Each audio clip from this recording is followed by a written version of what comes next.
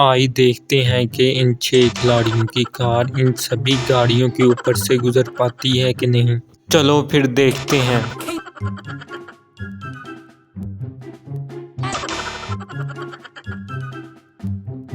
मुझे लगता है कि रोनाल्डो की कार इन सभी गाड़ियों के ऊपर से गुजर जाएगी, पर उससे पहले इस वीडियो और इस पिक्चर के लिए लाइक और सब्सक्राइब करें। ये वो बंदा ही करेगा जो सच्चा मुसलमान होगा। कमेंट में बताओ आप हिंदू हो या मुस्लिम। लास्ट में रोनाल्डो की कार सभी गाड़ियों के ऊपर से गुजर जाती है।